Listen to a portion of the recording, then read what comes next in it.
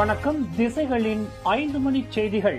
இந்தியாவின் அதிரடி தாக்குதல், பயங்கரவாதி மசூத் அசார் வீடு தரைமட்டம். பாகிஸ்தான் பயங்கரவாதிகளுக்கு எதிராக இந்தியா இன்று மேற்கொண்ட அதிரடி தாக்குதலில் இந்தியாவிற்கு எதிராக சதிவேலை செய்தவன் என்று குற்றச்சாட்டப்படும் பயங்கரவாதி மசூத் அசார் வீடு தரைமட்டமானது. அந்த வீட்டில் இருந்த 10 பேர் கொல்லப்பட்டனர். காஷ்மீர் பஹல்காமில் நிகழ்ந்த பயங்கரவாத தாக்குதல் சம்பவத்தை தொடர்ந்து இந்தியா இன்று அதிகாலையில் நடத்திய அதிரடி நடவடிக்கையில் 80 பயங்கரவாதிகள் கொல்லப்பட்டுள்ளதாக அறிவிக்கப்பட்டுள்ளது.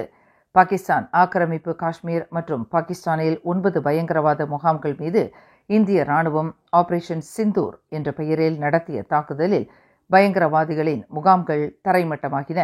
இந்நிலையில் பரபரப்பான சூழலில் பிரதமர் நரேந்திர மோடி தலைமையில் மத்திய அமைச்சரவை கூட்டம் நடந்தது. முப்படை தளபதிகள் அமைச்சர்களுடன் பிரதமர் மோடி ஆலோசனை நடத்தியுள்ளார். மேலும் ஆபரேஷன் சிந்தூர் நடவடிக்கையில் பயங்கரவாத முகாம்கள் மீது தாக்குதல் நடத்திய வீடியோவை இந்திய ராணுவம் இன்று பிற்பகலில் வெளியிட்டுள்ளது. நாங்கள் சாதாரண குடிமக்களை தாக்கவில்லை, மாறாக பயங்கரவாதிகளின் அரணாக விளங்கும் முகாம்களை நோக்கியே எங்களின் ஒவ்வொரு தாக்குதல் அமைந்தது என்று இந்தியா தனது நிலைப்பாட்டை தற்காத்துள்ளது. இந்தியாவிற்கும் பாகிஸ்தானுக்கும் இடையில் போர் பதற்றம் ஏற்பட்டுள்ள நிலையில் அவ்விரு நாடுகளுக்கான குறிப்பிட்ட வழித்தடங்களுக்கு மலேசிய ஏர்லைன்ஸும் பாத்தே ஏர் விமான நிறுவனமும் தங்களது விமான சேவைகளை தற்காலிகமாக ரத்து செய்துள்ளன. இந்தியா அம்ரிட்சர் வழித்தடத்திற்கான விமான சேவை தற்காலிகமாக ரத்து செய்யப்படுவதாக மலேசியா ஏர்லைன்ஸ் இன்று அறிவித்துள்ளது. இன்று மே 7ஆம் தேதி முதல் மே 9ஆம் தேதி வரை அம்ரிட்சர் விமான நிலையம் மூடப்பட்டதை தொடர்ந்து அந்த வழித்தடத்திற்கான சேவை ரத்து செய்யப்பட்டுள்ளதாக மலேசியா ஏர்லைன்ஸ் தெரிவித்துள்ளது. இதேபோன்று பாகிஸ்தான் லாகூர் மற்றும் இந்தியா அம்ரிட்சர் ஆகிய வழித்தடங்களுக்கான தனது விமான சேவையை தற்காலிகமாக ரத்து செய்வதாக பாத்தே ஏர் அறிவித்துள்ளது. இவ்விரு வழித்தடங்களுக்கான விமான சேவைகள் வழக்க நிலைமைக்கு திரும்பும் வரையில் இரு நாடுகளின் நடப்பு பதற்ற நிலை அணுக்கமாக கண்காணிக்கப்பட்டு வரும் என்று அவ்விரு விமான நிறுவனங்களும் அறிவித்துள்ளன. கடந்த 2021ஆம் ஆண்டில் கோவிட்-19 பெருந்தொற்றில் பாதிக்கப்பட்டவர்களின் நினைவாக மெழுகுவர்த்தி ஏந்தி நடந்த பேரணியில் போலீஸ் உத்தரவை மீறியதாக மேஜிஸ்ட்ரேட் நீதிமன்றத்தில் குற்றம் சாட்டப்பட்டு விடுவிக்கப்பட்டவர்களுக்கு எதிராக செய்து கொள்ளப்பட்ட மேல்முறையீட்டு வழக்கு மனுவை ப்ராசிக்யூஷன் தரப்பு இன்று மீட்டுக் கொண்டுள்ளது. தங்களுக்கு எதிரான வழக்கில் அடிப்படை முகாந்திரங்கள் இல்லை என்று கடந்த 2023ஆம் ஆண்டு கோலாலம்பூர் மேஜிஸ்ட்ரேட் நீதிமன்றம் அளித்த தீர்ப்பை எதிர்த்து ப்ராசிக்யூஷன் செய்து கொண்ட மேல்முறையீட்டை ரத்து செய்வதாக அது தெரிவித்துள்ளதாக ஜாசேகாவின் ஸ்லாங்கூர் மாநில மகளிர் பிரிவு செயலாளர் நளினா நாயர் தெரிவித்தார். கோவிட்-19 பெருந்தொற்று காலத்தில் மெழுகுவர்த்தி ஏந்தி பேரணியில் கலந்து கொண்டதற்காக 1967ஆம் ஆண்டு போலீஸ் சட்டத்தின் கீழ் நளினா நாயர் மற்றும் சுஜித்ரா ஜெயராஜ் ஆகியோர் கடந்த 2021ஆம் ஆண்டில் நீதிமன்றத்தில் குற்றம் சாட்டப்பட்டனர். குற்றவாளி என்று நிரூபிக்கப்பட்டால் கூடியபட்சம் 500 ரிங்கிட் அபராதம் அல்லது 6 மாத சிறை அல்லது இரண்டுமே விதிக்க வகை செய்யும் குற்றவியல் சட்டத்தின் கீழ் நளினா நாயரும் சுஜித்ரா ஜெயராஜும் குற்றச்சாட்டை எதிர்நோக்கியிருந்தனர். எனினும் தாங்கள் விடுவிக்கப்பட்டதை எதிர்த்து மேல்முறையீடு செய்த ப்ராசிக்யூஷன் அவ்வழக்கை தொடரப்போவதில்லை என்று அறிவித்திருப்பதானது தங்கள் மீது எடுக்கப்பட்ட நடவடிக்கை எவ்வகையிலும் நியாயம் இல்லை என்று அரசியல் நோக்கத்தை கொண்டது என்றும் உணரப்பட்டுள்ளது என்று நளினா நாயர் தெரிவித்தார்.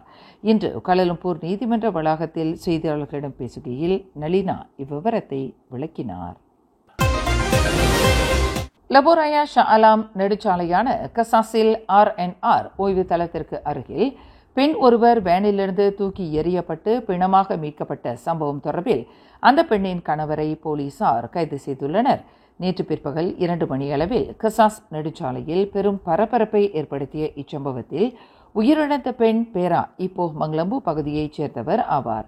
இதுகுறித்து போலீசார் தீவிரமாக ஆராய்ந்ததில் அந்த பெண்ணின் கணவர் நேற்று மாலை 6 மணியளவில் பூச்சோங் தமன் கின்றரா பகுதியில் கைது செய்யப்பட்டதாக செராஸ் மாவட்ட போலீஸ் தலைவர் ACP ஐடில்புல் ஹசான் தெரிவித்தார். கணவன் மனைவிக்கு இடையே ஏற்பட்ட கருத்து வேறுபாடே அந்த நபர் தனது மனைவியை வேனிலிருந்து கீழே தள்ளியிருக்க காரணமாக இருக்கலாம் என்று நம்பப்படுகிறது. பட்டாலிஞ்சேயாவிலிருந்து தங்கள் வீட்டிற்கு வேனில் திரும்பிக் கொண்டிருந்த போது வேனுக்குள் ஏற்பட்ட தகராறு காரணமாக தனது மனைவியை ஓடும் வேனிலிருந்து கீழே தள்ளியதாக 50 வயது மதிக்கத்தக்க அந்த நபர் ஒப்புக்கொண்டுள்ளார் என்று ACP ஐடில்புல் ஹசான் தெரிவித்தார். தங்களின் 20 ஆண்டு கால இல்லற வாழ்க்கையில் 2 பிள்ளைகள் இருப்பதாகவும் தனது மனைவி மெத்தம்பெத்தமைன் வகை போதைப்பொருள் எடுக்கும் பழக்கம் கொண்டவர் என்றும் அந்த நபர் தெரிவித்துள்ளார் என்று ஏசிபி ஐடில்புல் ஹசான் மேலும் கூறினார். 50க்கும் மேற்பட்ட திரை நட்சத்திரங்கள் ஒன்று கூடும் மாபெரும் விழா 17th Annual Edison Awards Penang spice அரினாவில் மே 17 மாலை 5 மணிக்கு. குடும்பத்தோடு வாங்க, கொண்டாட்டத்தோடு போங்க. உடனே டிக்கெட் புக் பண்ண மை டிக்கெட் ஏசியாவை விசிட் பண்ணுங்க. ஒரு வர்த்தக பெண்மணியான டத்திஸ்ரீ பேமலா லிங் காணாமல் போனதற்கு மலேசிய ஊழல் தடுப்பு ஆணையமான SPRM-ஐ குறை சொல்ல வேண்டாம் என்று அதன் தலைமை ஆணையர் தான் ஸ்ரீ அசம்பாக்கி கேட்டுக் கொண்டுள்ளார். 42 வயதுடைய அந்த பெண்மணி விசாரணையில் ஆஜராவதற்காக புத்ராஜயாவில் உள்ள SPRM தலைமையகத்திற்கு வந்து கொண்டிருந்த போது காணாமல் போனதாக கூறப்பட்டாலும் அந்த சம்பவம் நிகழ்ந்திருப்பது தங்கள் அதிகாரத்திற்கு அப்பாற்பட்டதாகும் என்று அசம்பாக்கி விளக்கினார். கடந்த ஏப்ரல் 9ஆம் தேதி காணாமல் போன பேமலாவிற்கு போதுமான பாதுகாப்பு அளிக்க SPRM தவறிவிட்டதாக குற்றஞ்சாட்டுவது ஏற்புடையது அல்ல. காரணம், இப்படி ஒரு சம்பவம் நிகழ்வதற்கு முன்னதாக அந்த பெண்மணியின் பாதுகாப்புக்கு அச்சுறுத்தல் ஏற்பட்டதற்கான எந்த ஒரு அறிகுறியும் தென்படவில்லை என்று அந்த தலைமை ஆணையர் விளக்கினார். எங்களின் கட்டுப்பாட்டிற்கு அப்பாற்பட்டு நிகழ்ந்த இந்த சம்பவத்திற்கு பொதுமக்கள் SPRM-ஐ குற்றஞ்சாட்டுவது எந்த வகையிலும் நியாயம் இல்லை என்று அசம்பாக்கி இன்று தெளிவுபடுத்தினார். இம்மாதம் நடைபெறவிருக்கும் PKR கட்சியின் உயர்மட்ட தலைவர்களுக்கான தேர்தலில் தேசிய துணைத் தலைவருக்கு தாம் தேர்ந்தெடுக்கப்படவில்லை என்றால் கட்சி சார்பில் தாம் வகித்து வரும் அமைச்சர் பதவியிலிருந்து விலகுவதாக கட்சியின் துணைத் தலைவர் ரஃபீஸ் ராம்லி அறிவித்துள்ளார். பொருளாதார அமைச்சர் பதவியிலிருந்து விலகிய பின்னர் கட்சியின் அடிமட்ட உறுப்பினர்களின் நலன் சார்ந்த விவகாரங்களை கவனிக்கப் போவதாக இன்று அறிவித்துள்ளார். PKR தேர்தலுக்கான வேட்புமனு தாக்கல் நாளை மே 8ஆம் தேதி நடைபெறும் நிலையில் ரஃபீஸ் ராம்லி இதனை தெரிவித்துள்ளார். தனது மாமனாரை அடித்துக் கொன்றதாக 32 வயது இந்திய ஆடவர் ஒருவர் ஸ்ரம்பான் மேஜிஸ்ட்ரேட் நீதிமன்றத்தில் இன்று குற்றம் சாட்டப்பட்டார். வி கார்த்தி என்ற அந்த நபர் செஷன்ஸ் நீதிமன்ற நீதிபதி ஹசிலியா முகமது முன்னிலையில் நிறுத்தப்பட்டு குற்றச்சாட்டு வாசிக்கப்பட்டது. ஒரு தொழிற்சாலை ஊழியரான கார்த்தி 52 வயதுடைய தனது மாமனார் பி சசிகுமார் என்பவரை நெஞ்சு பகுதியிலேயே பலவந்தமாக குத்தி மரணத்தை ஏற்படுத்தியதாக குற்றச்சாட்டில் தெரிவிக்கப்பட்டது. கடந்த ஏப்ரல் 27ஆம் தேதி பிற்பகல் 2:30 மணி அளவில் ஸ்ரம்பான் தமான் ரஹாங்கில் உள்ள ஒரு வீட்டில் கார்த்தி குற்றத்தை புரிந்ததாக நீதிமன்றத்தில் தெரிவிக்கப்பட்டது. குற்றவாளி என்று நிரூபிக்கப்பட்டால் மரண தண்டனை அல்லது 40 ஆண்டு சிறை தண்டனை விதிக்க வகை செய்யும் கொலை குற்றத்திற்கான குற்றவியல் சட்டமான 302 பிரிவின் கீழ் அந்த தொழிற்சாலை ஊழியர் குற்றச்சாட்டை எதிர்நோக்கியுள்ளார்.